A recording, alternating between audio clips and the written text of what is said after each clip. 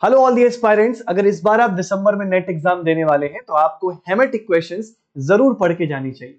इस वीडियो में मैं आपको हेमेट सब्स्टिट्यूएंट कांस्टेंट का कॉन्सेप्ट्स भी समझा दूंगा और इसके ऊपर आए गए क्वेश्चंस भी करा दूंगा और practice questions at the end of the video आपको मिल जाएंगे। ऐसे और क्वेश्चंस प्रैक्टिस करने के लिए आप वेबसाइट पर भी जा सकते हैं।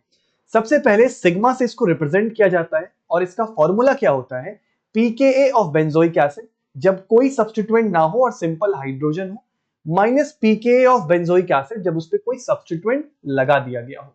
एक्चुअली हैमेट ने सब्स्टिट्यूएंट्स के ऊपर ही काम किया था और सब्स्टिट्यूएंट का क्या इफेक्ट पड़ता है ट्रांजिशन स्टेट पर, उसी को स्टडी किया था।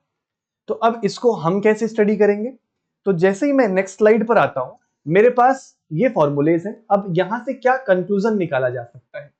देखिए, जब भी मैं कोई electron withdrawing group benzoic acid पे अटैच करूंगा तो जब H+ जाएगा तो वो बनने वाले अनायन को यानी बेंजोएट अनायन को बहुत स्टेबलाइज करेगा, क्योंकि विड्रॉइंग ग्रुप इलेक्ट्रॉन डेंसिटी लगातार क्या करता है, पुल करता है। और अगर अनायन की स्टेबिलिटी बढ़ेगी तो Ka बढ़ेगा, लेकिन pKa की वैल्यू कम हो जाएगी। यानी जब जब मैं इस फॉर्मूले में इलेक्ट्रॉन विड्रॉइंग ग्रुप रखूंगा तो जो माइनस वाली क्वांटिटी है उसकी जो वैल्यू है वो कम होने लगेगी। और अगर वो कम होगी तो आप ही बताइए, एक बड़ी पॉजिटिव क्वांटिटी में से एक छोटी क्वांटिटी को अगर सब्ट्रैक्ट किया जाए तो वैल्यू पॉजिटिव में आएगा। यही कारण है कि जब भी हम किसी इलेक्ट्रॉन विड्रॉइंग ग्रुप्स के लिए देखते हैं तो सिग्मा की वैल्यू पॉजिटिव में दिखाई देती है। और जब मैं कोई इलेक्ट्रॉन डोनेटिंग ग्रुप लगाता हूं फिर तो सर pKa की वैल्यू बढ़ जाएगी, क्योंकि अनायन की स्टेबिलिटी कम हो जाएगी और फिर Ka भी कम हो जाएगा तो pKa बढ़ना चाहिए।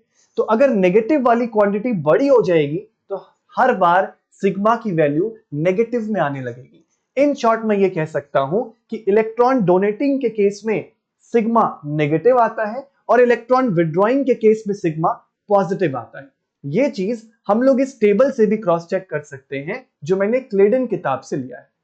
देखिए, अगर मैं OCH3 की बात करूं, आप किसी रिंग पर OCH3 को पैरा सेंटर पर लगाओ तो वो अपना प्लस m इफेक्ट लगाना चालू कर देता है, यानी वो एक इलेक्ट्रॉन डोनेटिंग की तरह काम कर रहा है। तो वो सिग्मा की वैल्यू को नेगेटिव कर दे रहा है। उसी OMe को अगर आप मेटा सेंटर पे लगाओगे तो वो अपना -I इफेक्ट लगाएगा और वो इलेक्ट्रॉन विड्रॉइंग होगा। इसी वजह से देखो वैल्यू पॉजिटिव है, 0.11 है। हेलोजेंस को हम लोग डीएक्टिवेटिंग ग्रुप कहते हैं। देखो, डाटा भी प्रूव कर रहा है कि halogens bar bar -I effect लगा के इलेक्ट्रॉन डेंसिटी विड्रॉ करते हैं। आयोडीन, क्लोरीन, ब्रोमीन कहीं भी लगा दीजिए, चाहे पैरा पे चाहे मेटा पे, सिग्मा m का मतलब मेटा, सिग्मा p का मतलब पैरा, हर बार हमें वैल्यू क्या मिलती है, पॉजिटिव।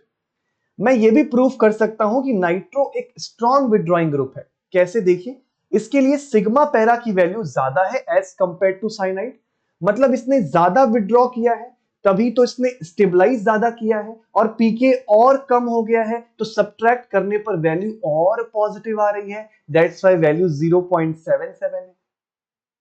तो आराम से हम इस टेबल से समझ सकते हैं कि जो डाटा आया है वो कैसे आया है। हमसे कैसे क्वेश्चन पूछा जाता है? तो हमसे इस तरीके का क्वेश्चन पूछा जाएगा जहां हमसे सिग्मा की वैल्यू कैलकुलेट करा लेगा। अगर मैं आपको क्वेश्चन में pKa ऑफ बेंजोइक एसिड दे दूं, लेट्स सपोज 4.20 इसकी वैल्यू है, तो अब आप इन दोनों टेबल्स को देखो कैसे बनाया गया है। आप pKa की वैल्यू को रखते जाओ, सब्ट्रैक्ट करके सिग्मा की वैल्यू निकालते जाओ। एग्जांपल के तौर पर 4.82 4.20 में से सब्ट्रैक्ट करोगे -0.62। बस ये वैल्यूज प्लेस करनी है, वो वैल्यूज कैलकुलेट करनी है। इसी के ऊपर एग्जाम में क्वेश्चन भी आया हुआ है। तो एक क्वेश्चन में एग्जाम वाला आपको दिखा दूं, एक बार इसको फिर से देख लो। कोई और एक वैल्यू दिखा देता हूं, जैसे मान लो हमने पकड़ लिया ब्रोमीन, तो 3.97 इस वैल्यू को वहां प्लेस करो pKa में और वैल्यू में से सब्ट्रैक्ट करेंगे, हमें आंसर मिल जाएगा। बात समझ में आ रही है? आप कैलकुलेटर लेके बैठ के सॉल्व कर सकते हो, सेम टेबल आप बना दोगे ना। एग्जाम में जो क्वेश्चन आया था वो जून 2023 में पूछा गया था। अब इस क्वेश्चन में देखिए हमें क्या दिया हुआ है, value of Hammett substituent constant, okay sigma ही दे दिया है। pKa value of benzoic acid मैंने 4.20 बताया, ये 4.19 ले रहे हैं और हमें pKa कैलकुलेट करना है पैरा एनिसिक एसिड के लिए।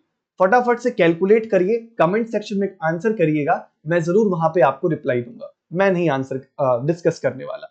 एक क्वेश्चन मैं आपके लिए और छोड़ के जा रहा हूं, इसका भी आंसर मुझे कमेंट सेक्शन में चाहिए कि कौन सा स्टेटमेंट इसमें से ट्रू है।